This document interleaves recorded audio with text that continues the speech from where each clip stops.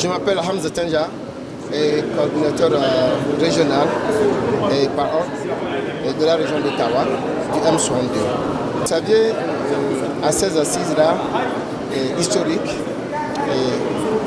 il y a quelque chose qui a attiré mon attention, c'est le fait de voir les gens se libérer, les citoyens se libérer pour parler au fond de leur cœur et pour exposer les problématiques de ce pays. Là, je dirais qu'à ces assises, c'est une chance unique de refonder ce pays. Et vous allez vous dire pourquoi refonder. Mais quand vous nous parlez de transition, ça dit, le mot transition pour nous, c'est un mot qui rappelle, c'est pas la médiocrité, d'aller vers quelque chose au plus vite possible et de s'accaparer des leviers du pouvoir. Nous parlons de la refondation, c'est-à-dire revoir les fondements de la nation pour qu'ensemble nous puissions mettre c'est pas, j'allais dire, des organes de régulation de l'État du Niger. Et comment? Par la participation de tous, avec un accompagnement populaire. Et c'est pour ça que vous devez voir que les représentants à ces assises ont été désignés de partout et de toutes les contrées du Niger. Okay. Ici, vous savez, quand nous parlons de la refondation, c'est qu'on a un problème au niveau du paradigme.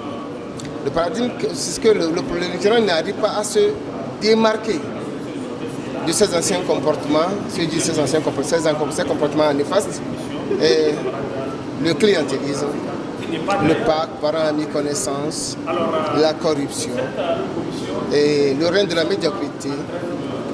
Et nous devons refouler tous ces comportements qui ne font que nuire au développement socio-économique de ce pays.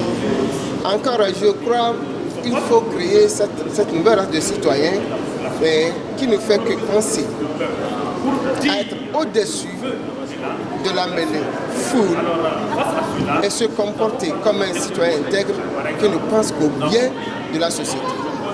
Si nous arrivons à formater ou avoir un logiciel nigérien au niveau de la maths grise concernant le patriotisme et l'intégrité, je dirais qu'on a gagné la première manche du combat. Ici, comment le faire? Oui, en revisitant le système éducatif.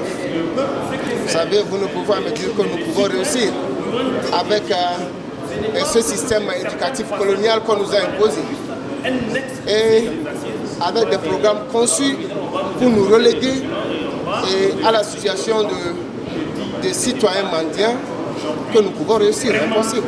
C'est un nouveau Niger que nous voulons construire. Le chef de l'État, son excellence Dantani, a bien fait de laisser le peuple s'exprimer.